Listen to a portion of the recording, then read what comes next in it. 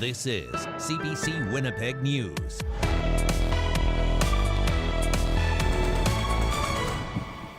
Good evening. Thank you for joining us. A CBC News investigation has found that a number of homes housing high-risk youth in the care of Child and Family Services were supplying those kids with unauthorized cannabis as part of a harm reduction strategy. Now the province says it's pulling funding and kids out of those homes. The I-Team's Caroline Bargout has the story.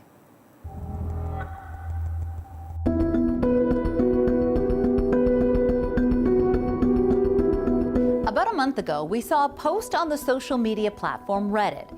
It was written by a person working at Spirit Rising House, a for-profit company that operates 2 specialized group homes and 9 foster homes known as places of safety. The Reddit poster said workers were giving underage youth cannabis. So we started digging around and discovered it appears to be true. According to the province, 34 kids, most of them high-risk youth, live in these foster homes. They're supervised 24/7.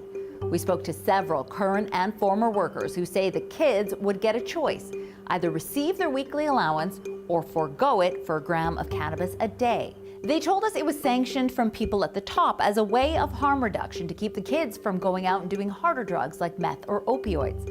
We're not identifying the people we spoke to because they fear retribution and harm to their future employment. But here's some of what they had to say. Harm reduction is great when it's being used for harm reduction. But what we were doing is providing weed every day at 3:30. It's easier to just keep them placated and happy than to have to deal with the paperwork, police, and hospitals. It's just easier.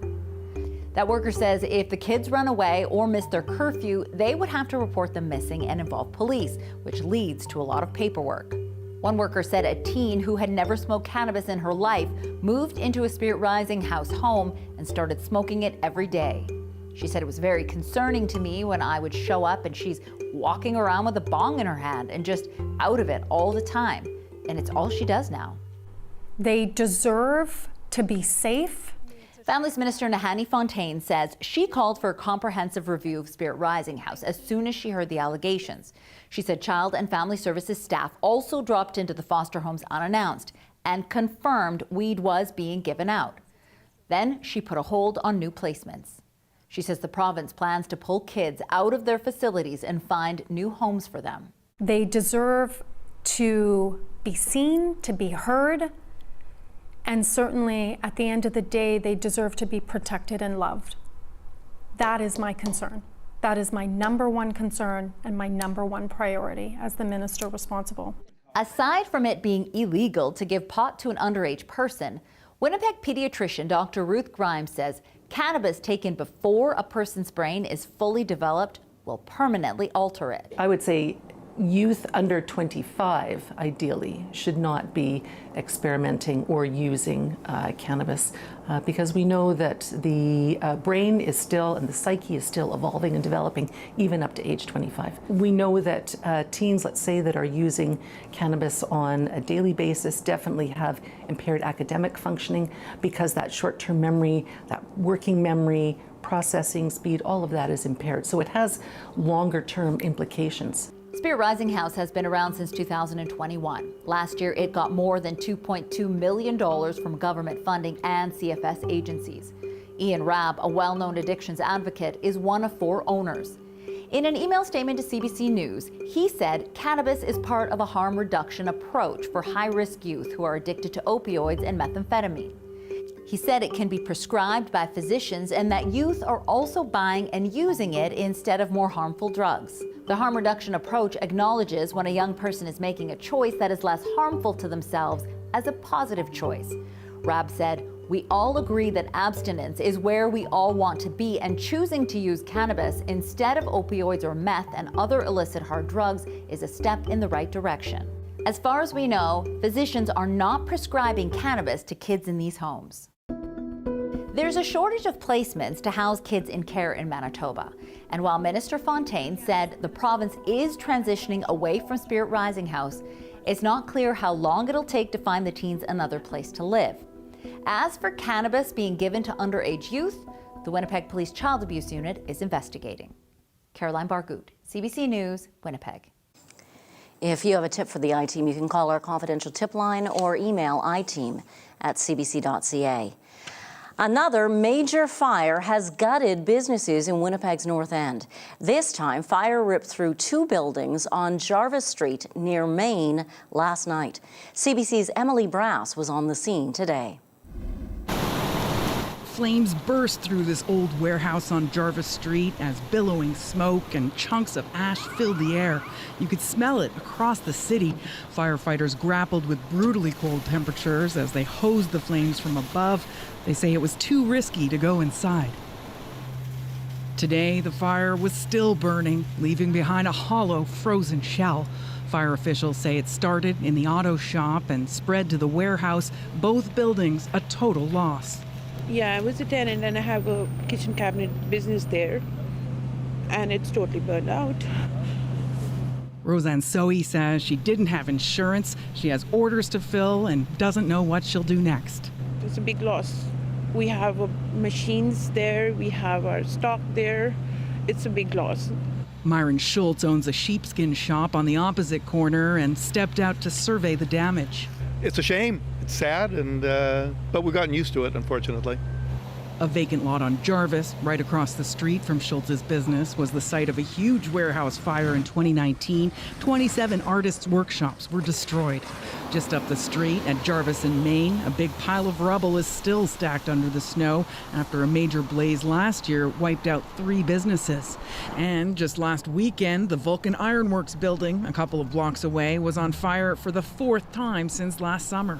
Schultz calls the string of fires an epidemic, fueling negative perceptions of the neighborhood. Well, A, it looks horrible. B, it's unsafe.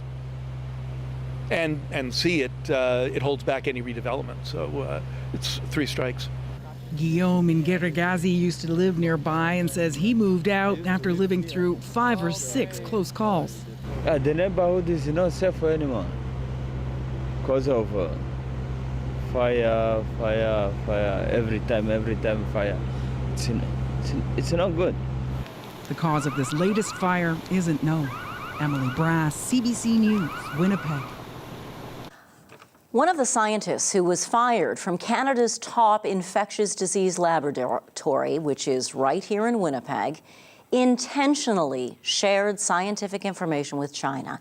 That's according to an assessment by the Canadian Security Intelligence Service, which was released late this afternoon.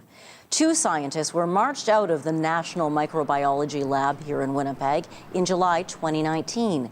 Their dismissals triggered concerns about Chinese espionage and led to heated demands in Parliament for more information. According to these documents, CSIS conducted multiple security screenings of the couple. Health Minister Mark Holland said today the scientists, who were married, did not properly disclose an extensive relationship with China. Reporters challenged Holland on why it's taken so long for specifics on this case to come out. Holland says the process of what needed to be redacted was partially to blame. A 9-year Winnipeg NDP Member of Parliament plans to resign at the end of March. He already has a new job lined up. CBC's Bartley Kivas tells us why Daniel Blakey is leaving federal politics and where he's going. A door is opening for Elmwood-Transcona MP Daniel Blakey. At the end of March, he plans to resign the seat in Parliament he's held since 2015 and go to work as an intergovernmental advisor for Manitoba Premier Wab Kinew. This is an opportunity to continue on in the same vein of work, working for people, trying to have better public policy, but to get to do it from a position where I'm closer to home and I get to see a lot more of my young children and my wife and support her in her career as well. Blakey says his departure has nothing to do with his confidence in NDP leader Jagmeet Singh or his own ability to win a 4th time in Elmwood-Transcona, where boundary changes appear to favor the Conservatives. We're doing a lot of great work here in Ottawa. The new pharmacare deal, that the details of which are going to be announced shortly, is very exciting and I think is going to make a big difference in the lives of a lot of people. On the day Blakey announced his departure, he was forced to apologize for comments in the House of Commons about Conservative MPs. He said they risked getting their tongue stuck in their leader's backside. The House of Commons is a place that can get quite contentious at times, and the Conservatives certainly delivered their fair share of various kinds of phrases on the floor of the House that I think would be deemed unparliamentary. If Blakey resigns as planned on March 31st, the federal government must call a by-election by September 27th. Bartley Kivas, CBC News, Winnipeg. Manitoba's 3 nursing colleges and the province are making it easier for former nurses to return to the profession. Health Minister Uzoma Asseguara says nurses who have worked in the province over the last 5 years in that period are eligible for easier reinstatement. The colleges will reduce the number of practice hours needed. They'll also offer conditional reinstatement or supervised return to practice. Asseguara didn't say how many nurses they're expecting to lure back, but they say the healthcare system will welcome back all who are interested. As many as possible. Really, we're welcoming back as many nurses as possible. We don't have a cap on that. We're very eager to see how many nurses will return, and we're going to be tracking that data. It's really important for us to measure this. Asseguara says nurses would be able to return with flexible schedules, and also says there could be a range of opportunities for them to re-enter the system. The changes announced today are effective immediately. A Winnipeg organization is stepping up amid an influx of asylum seekers. There is a growing need for housing and legal support here in Manitoba due to an increase in the number of people making refugee claims here. CBC's Josh Crabb spoke with a group which has responded to calls for help. Are you working on an application? Yes, she is. Nazmin Siddiqa is working on an application for a refugee claimant seeking asylum in Canada. She's an Access to Justice program facilitator for a Winnipeg-based organization called Healthy Muslim Families. It's been flooded in the past 4 months with requests for help. We have a lot of application that we need to work on, so we can take new claimants for now. The next appointment isn't available for nearly a month. Executive Director Humaira Jalil says it's because of a growing number of asylum claims in Manitoba, 185 last month compared to just 35 in January 2023. I would say our staff is working overtime. They're doing it at home, at night, whenever, because they really see the desperation, they see the need. So they're doing the best they can, but that's the best we can do right now.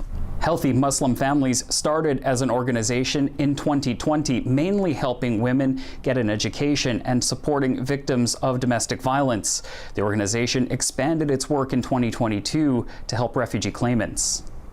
Asylum seekers can't apply for employment and income assistance, a work permit, or get into permanent housing until they get confirmation their application has been received. Many in Winnipeg rely on the shelter system while they start the claims process. Immigration lawyer Alistair Clark says he's worked with clients who come to Manitoba because they think their cases can be heard faster here due to a higher number of claims in other provinces.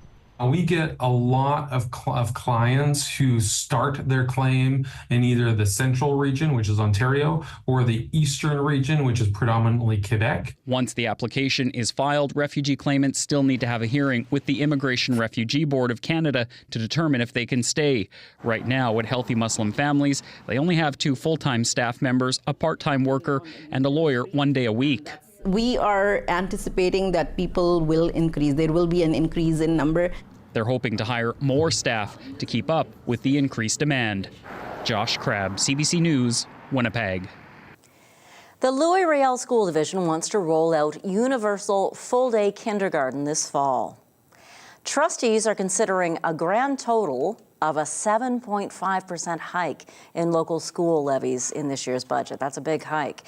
1 percentage point of that would pay for full-day kindergarten in all of the division's 30 elementary schools. The increase to pay for teachers and educational assistants needed works out to about $20 a year for the average homeowner.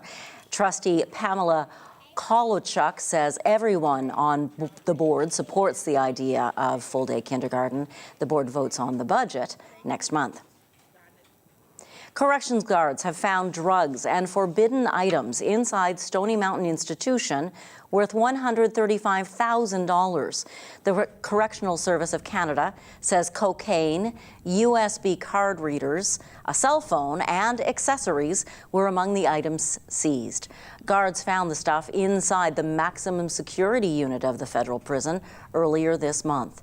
The Correctional Service says it uses scanners and drug detector dogs to help keep contraband out of the facility, which is north of Winnipeg.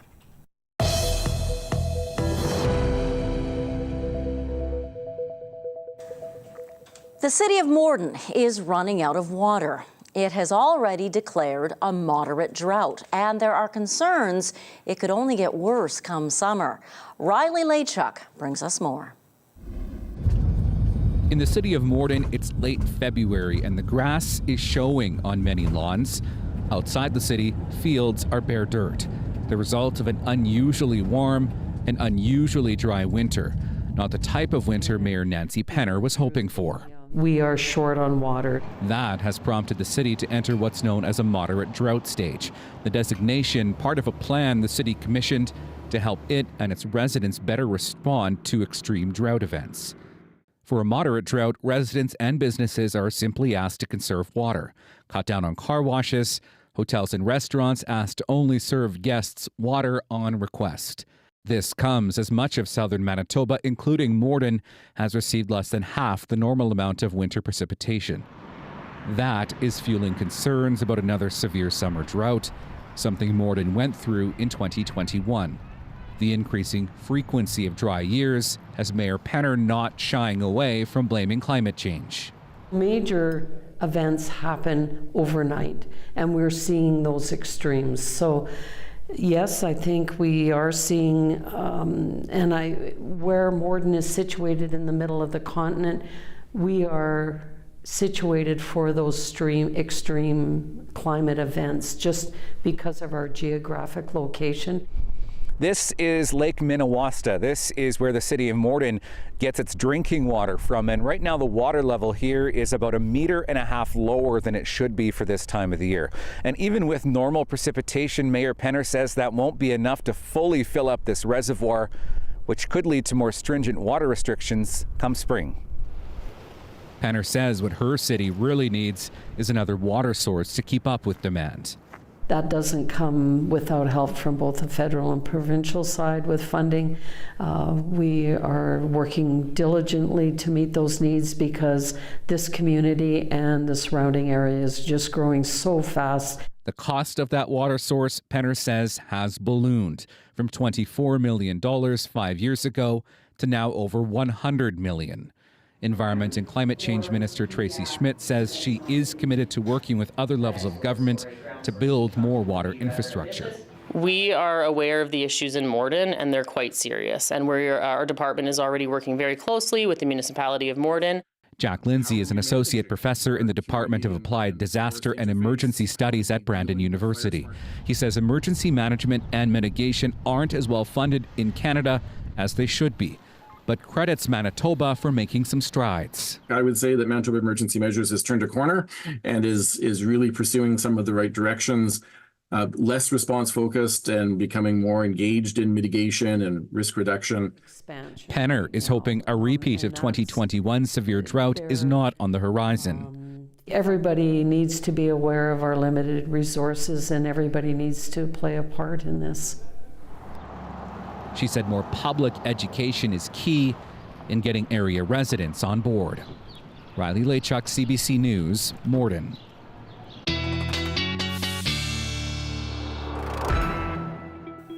And from Morden, here he is magically in our news studio. So it did snow this week. Riley, will that have any impact on the drought situation? You know, not as much as you'd think it would have, just because there's been so little precipitation, even going back several months from now in parts of southern Manitoba. We'll take a look at the snowpack now, because this will give you a bit of an accurate look at how much snow is on the ground in parts of southern Manitoba. So you can see that Morden-Winkler area in this lightest shade of blue, I should say, that's about 2 centimeters of snow, 2 to 5 elsewhere through south central Manitoba. And that snow that we saw this week really did boost our snowpack in the Red River Valley to about 5 to 10 centimeters up to 20 in parts of northwestern Ontario, as well as in the Parkland region in the Dauphin area, where we have seen fairly normal precipitation for the winter season. And in northern Manitoba, still looking at a very healthy snowpack of about 25 to 30 centimeters. Minus 17 in Winnipeg. Pressure is rising. Very light winds out of the northwest at 6. We did get to minus 16 as forecast today across the Winnipeg region, at least today. And yeah, just to put that into perspective, about 11 degrees below the normal high for this time of the year. It's been a while, I think, since I've said temperature is below normal for this time of the year, but here we are. Extreme cold warning for northern Manitoba still. Lynn Lake, Thompson, Gillam into the northeast corner of Manitoba. Wind chills could make it feel like minus 45 or colder in northern Manitoba overnight tonight. We should start to see temperatures reprieving a little bit by the time we get into the later part of this week, by the time we get to the weekend. So a little bit of cloud starting to make its way into western Manitoba, but by and large, a sunny day today. That cloud, part of a warm front that will push through as we get into the morning hours for your Thursday. With that, a little bit of precipitation, good chance of some flurries. Winnipeg, along Lake Manitoba, through the Dauphin Parkland region, through the morning at least tomorrow. That does push out by the time we get to the later part of the day, and we're left with a sun cloud mix, a partly cloudy sky as we get into Thursday night. A low pressure system attached to that, though, will bring a more accumulating snow to northern Manitoba as we get through Friday and into Saturday. In terms of accumulation, really traced to about 2 centimeters depending on where you are in southern Manitoba. So a bit of a dusting as we get through the morning hours tomorrow. Down to minus 20 overnight in Winnipeg tonight. We're looking at southeast winds up to 30. Fairly calm as we get into the morning hours, but really starting to pick up southeast 30 to 50 with increasing clouds, that chance of flurries in the morning, persisting into the early afternoon. Otherwise, we're looking at a partly cloudy sky later on, southeast winds gusting to 40. And as we look at your 5-day forecast, rebounding to a 2-degree high on Friday. Notice the rising temperature between Thursday and Friday. Minus 10 for Saturday with increasing clouds. And Janet, potentially some accumulating snow as we get into the weekend. Model disagreement still on what exactly we're going to see in terms of accumulation on Sunday. I'm putting in 5 to 10 centimeters for now, but certainly we'll be keeping our eye on this in the next few days. Well, we clearly need it. Yeah, so thank you very much, Riley. You're welcome. The Winnipeg Blue Bombers and their CFL rivals, the Saskatchewan Roughriders, both have devoted longtime fans. But in Riderville right now, some of their season ticket holders are ticked. They find a new Rough Rider ad campaign offside. Ashwarya Duda explains. I lost my mind. It was a case of stereotype after stereotype, negative against girls, against women. The Saskatchewan Roughriders are getting some backlash over the use of girl math to sell tickets. The CFL team sent out an email to season ticket holders that reads, "Proficient in girl math? It's basically free." The ad goes on to say, literally the best excuse to wear matching outfits and take the stairs, earn the seltzers. The team is trying to pull off the TikTok trend. If I pay for something with cash, it's free. Why? Girl math. I spent $200 at one store, but all the other stores we walked into, I didn't buy anything. So when you spread it out, that was good. You saved money. I saved money. What is this called? Girl math? Girl math. But some longtime football fans and some marketing experts say the Roughriders fumbled on this one. Take the stairs and earn the seltzers did it to me. Toxic diet culture. So this rugged and masculine brand personality, calling women girls and talking about things like girl math can come off as a bit condescending. When it comes to trends like girl math, it's one thing for girls to make fun of themselves and another for a man to poke fun of you. I'm assuming they're trying to get like girls interested in football and increase their viewership. But I think that's interesting to not assume that, hey, maybe girls actually want to watch football and they're not just here to do stereotypical things that we've been told like we need to do. So I think it's a pretty out of touch ad. I'm a little embarrassed for whoever made it. The writers say the ad was a playful attempt at the TikTok trend, but missed the mark. And for that, they unequivocally apologize. They also say women in the marketing department came up with the ad, but they accept it didn't resonate with fans. And quite disappointing. After the writers issued their apology, we checked back with Anne-Marie Sauer. She says she's pleased with the apology, but still confused and concerned that this kind of mistake was made in the first place. Aishwarya Duda, CBC News, Saskatoon. For as little as 1 cent, abusers are finding ways to send hateful messages to people they could otherwise be blocked from contacting. How e-transfers are being used as a means to harass people. After the break.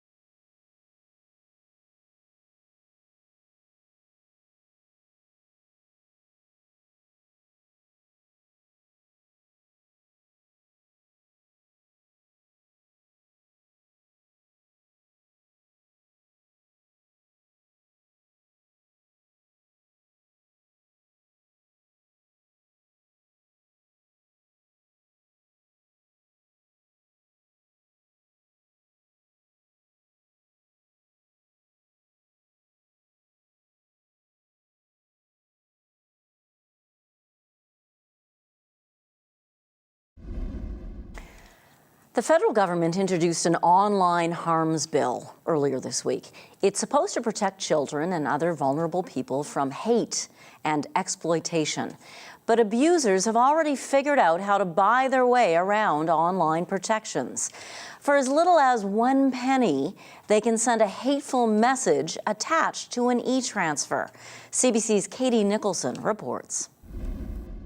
Angie Sweeney blocked her ex on every platform. She went out of her way to ensure all access to her was, cut off from him in terms email, social media, phone. But an hour before he killed her, he found another way. attaching abusive messages to e-transfers for small amounts of money, like this one for 1 cent. It horrified her friends. She was probably thinking like, oh my God, I thought I had myself locked down and safe. Abusive e-transfers were such a big problem in Australia during the pandemic, banks had to crack down. Did you know you can report abusive transactions through the CommBank app? Commonwealth Bank also launched a filtering program which blocks 400,000 abusive messages a year. Number 1. It's so successful, it's offered its technology free to other banks. Another bank down under introduced this reporting tool. Now, advocates in this country want Canadian institutions to follow suit. I think banks in this country should be taking those steps immediately. That strikes me as there's possibly a fairly easy fix to this problem. We reached out to all major Canadian banks and Interac to see what they had in place to prevent this type of abuse. Only TD and Interac responded. Both said anyone experiencing abuse should notify their bank. E-transfers are a particularly insidious way to send abusive messages because the target is often owed child or spousal support. Oftentimes, a survivor has to decide on if they're going to actively resist and put up and view these harassing and threatening messages or not be able to put food on the table. Angie Sweeney's friends hope the banks take note and make change.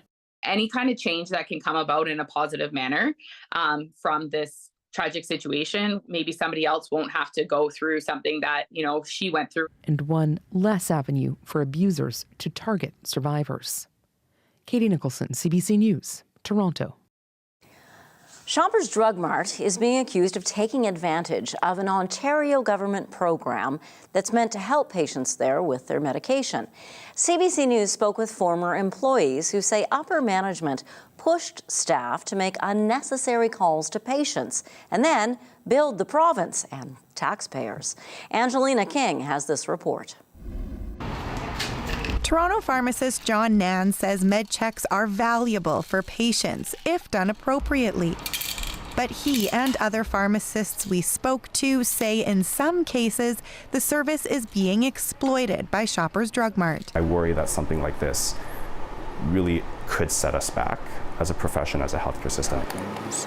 Nan says that's partly why he left Shoppers last year. He says his manager shielded staff from the corporate pressure, but when a new person came in and introduced targets, that was the last straw that broke my back because I would not do it.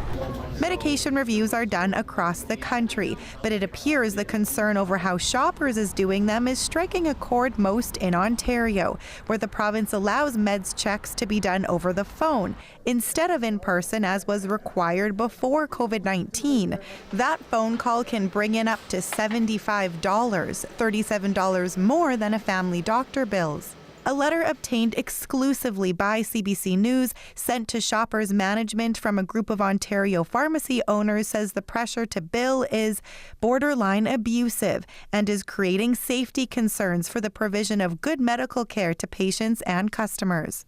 I'm wondering what you or Shoppers has done to address those concerns. So once again, we take those allegations very seriously. We are certainly continuing to follow up and review this. Shoppers President Jeff Legier says there are no targets or quotas, and management does not pressure staff to bill meds checks. He says the service is having a positive impact. We certainly see meaningful outcomes for patients based on our internal data.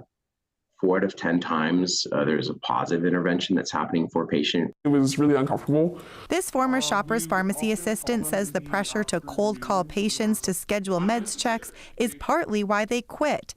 CBC isn't identifying them because they now work for a different Loblaws-owned pharmacy. I didn't feel like I was really serving the community in a helpful manner. I thought it was odd. Mary Fernando says she didn't realize she was even getting a meds check at first when her Shoppers pharmacy called and asked a few general questions about her routine medications. That is bothersome to have something that was charged that was unnecessary. Angelina King, CBC News, Toronto. The widow of Russian opposition politician Alexei Navalny delivered an emotional speech speech today before the European Parliament. She's vowing to keep up his fight for democracy. Yulia Navalny said Russian President Vladimir Putin must be held accountable for her husband's death. Briar Stewart reports. Alexei Navalny's widow, Yulia Navalnaya, made an emotional appeal to the EU Parliament, saying that Russia's President Vladimir Putin needs to be held responsible for what he's done to Russia, for the war he's waging in Ukraine, and for her husband's death. A public funeral will be held for Navalny on Friday in Moscow at a church. His allies had said they approached many locations, but they were turned down. In some cases, they said there was a no as soon as the person heard the name Navalny. Even getting Navalny's body back from the prison has been an ordeal for his family. We spent a week getting Alexei's body and organizing funeral.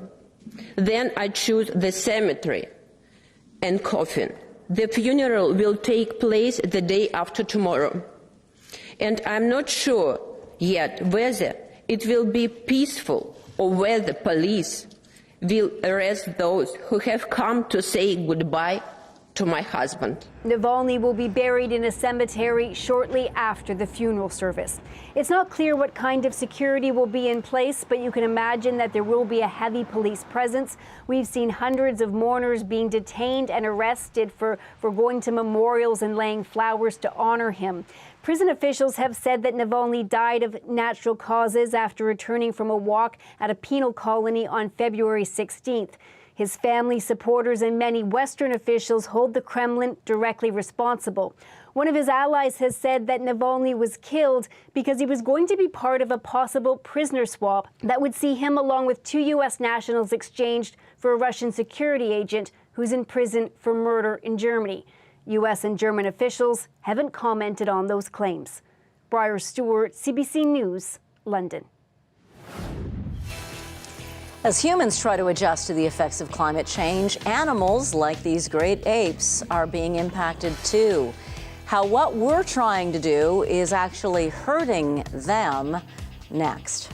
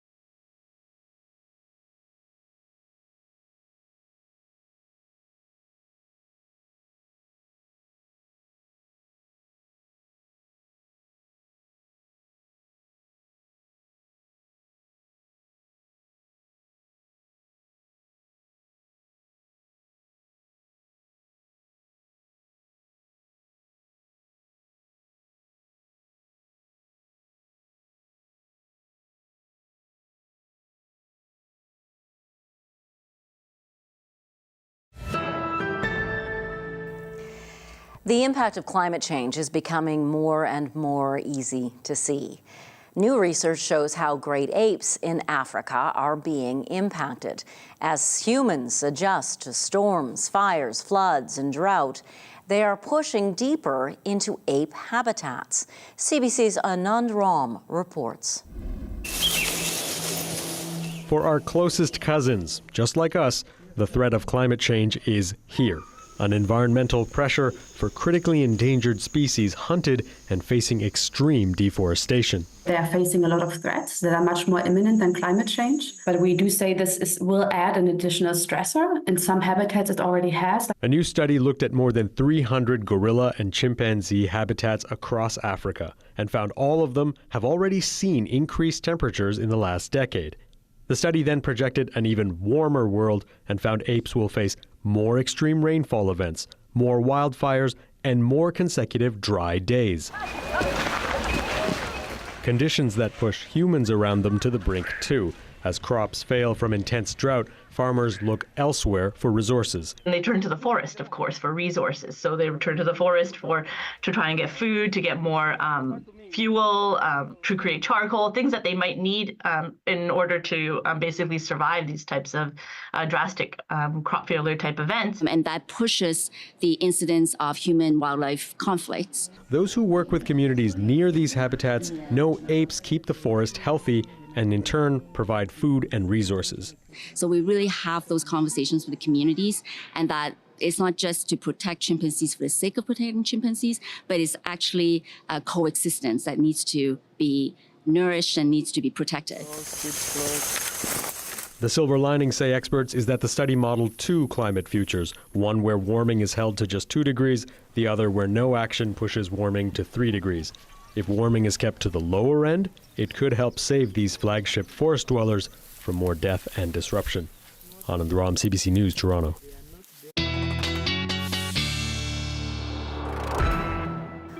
Riley joins us once again with a look at the weather, which at this point is still very cold up north. Very cold in parts of northern Manitoba as that Arctic air has really sunk south, even into parts of southern Manitoba and into North Dakota. But I was mentioning those extreme cold warnings earlier. Let's have a look at current wind chills across the province. Not a lot of wind in southern Manitoba, but still knocking what it feels like outside down a few degrees to minus 21 in Winnipeg. But look at some of these wind chill factors in the north, minus 41 in Churchill, minus 32 in Tuduli Lake. And we're looking at potential for wind chills once again across sort of this part of northern Manitoba here in that minus 45 range tonight. So in terms of freeze times, here is what that looks like on exposed skin. So for Churchill, for example, looking at a wind chill of minus 42 overnight, minus 47 in the morning. That is frostbite on exposed skin in about 5 to 10 minutes. So yeah, it's going to be a cold one out there, and especially even here in the south, if you have to be outside tonight or early in the morning, bundle up. Around the province, minus 16 in downtown Winnipeg, as well as in Eli right now. The southwest looking at temperatures around the minus 20 mark for both Brandon, Dauphin, as well as into Roblin and Swan River at the moment. And in northern Manitoba, temperatures encroaching on minus 30 for Churchill, minus 25 in Tuduli Lake, and moderating a bit through the Flin Flon and the Paw region. So your forecast as we get through the overnight period tonight, looking like this, around minus 25 for northwestern Ontario, a bit cooler through Red Lake and Dryden, a mainly clear sky tonight, and that's what we're looking for through northeastern or southeastern Manitoba as well. Minus 20 in Steinbach, minus 20 overnight in Winnipeg, in the city itself, but areas outside the city, Gimli, Pinawa, could see some cooler temperatures as well, a few degrees cooler through the overnight period. Very slim chance of flurries in Brandon overnight. Best chance comes through Dauphin and Swan River with minus 25 degrees overnight and into northern Manitoba. Temperatures ranging from minus 22 in the Paw and OCN to minus 36 in Gillam and Lynn Lake with that extreme cold warning. Warming up to minus 21 tomorrow in Gillam. Good chance of some light snow starting to move in late in the day through Flin Flon, the Paw, and OCN.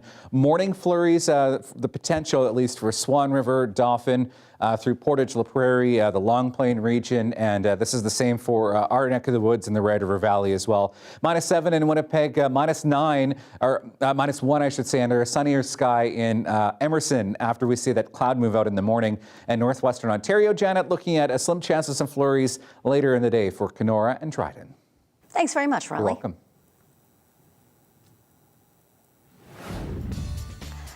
Up next, a man who taught millions of kids about science wants to teach adults, too, about how science can save us. Bill Nye the Science Guy is coming to Winnipeg. We'll chat with him after the break.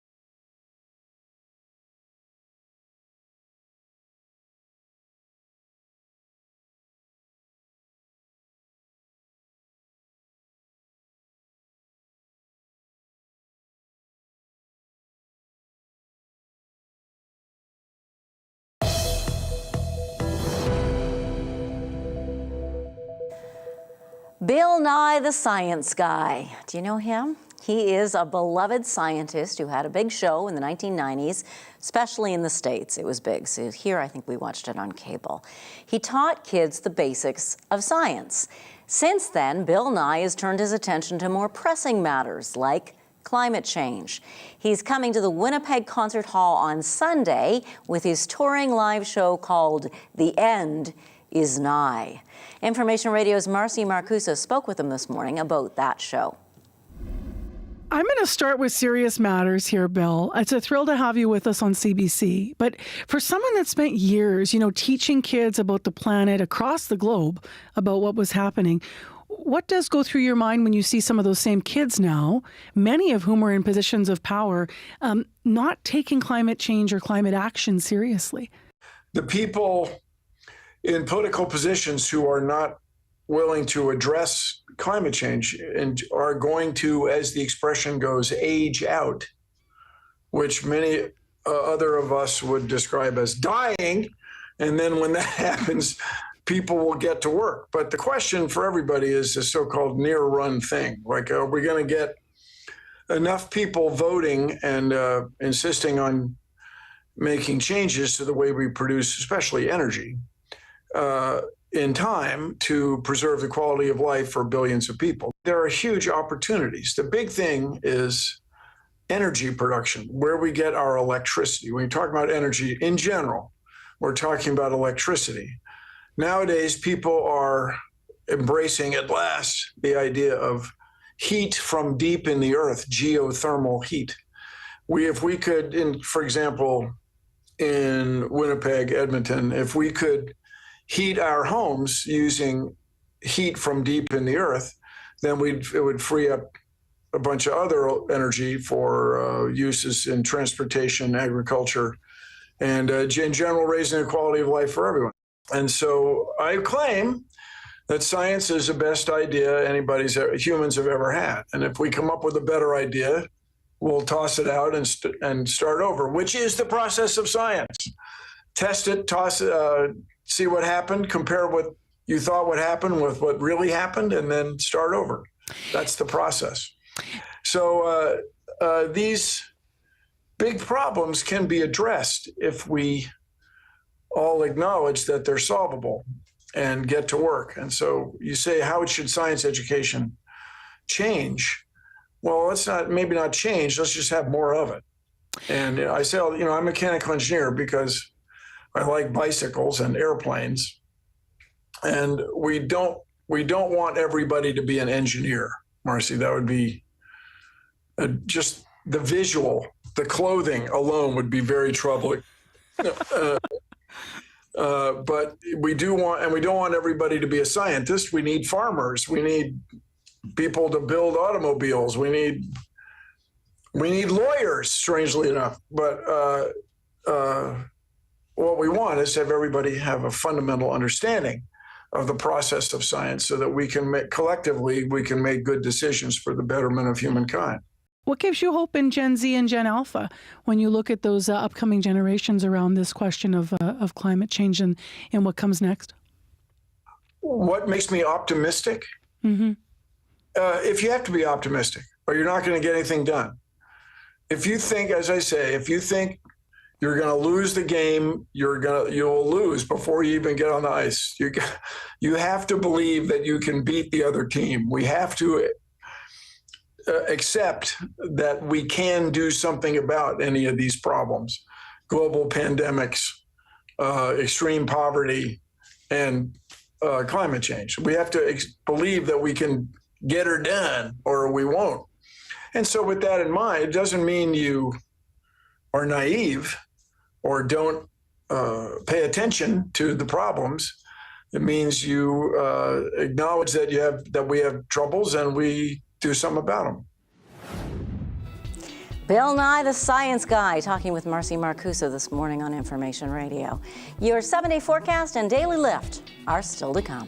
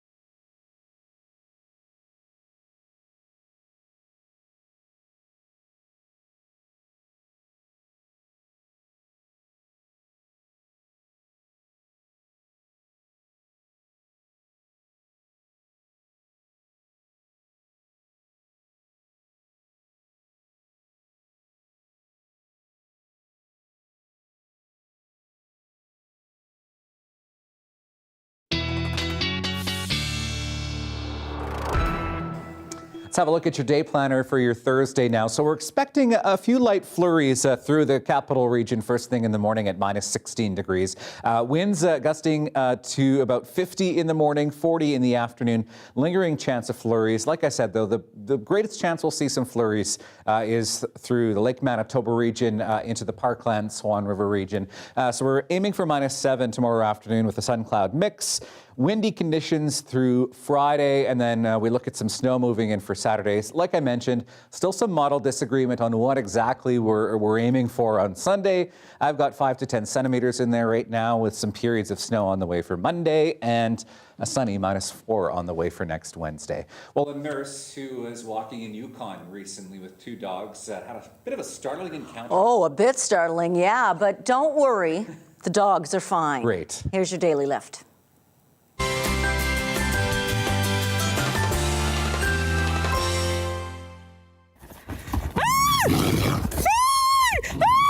I took these 2 dogs and we were just out for a walk, and I had my phone out because the dog was jumping. There's lots of snow, so he's jumping like a rabbit. I thought it was cute, so I was filming him. And then he started barking up a tree, so I figured there was a squirrel. And next thing I knew, I heard this big loud, like a horse. And I looked up and there was a giant moose standing there, and I already had my phone out, so I was like, oh, cute, like I'll take a video. And next thing I knew, he was like running towards us. Don't even know what happened after that, but the moose ran away. So I was pretty scared. It all happened so fast, and then all of a sudden it was over, and I was like, did that just happen? Like he came so close to me, but yeah, it happened. See, the dogs are fine. It was so scary when I thought he stepped on them. Those are very large animals too. They're huge. But everything's good. So everything's good. That's great. It's a daily lift. Try not to, annoy a moose. Bye.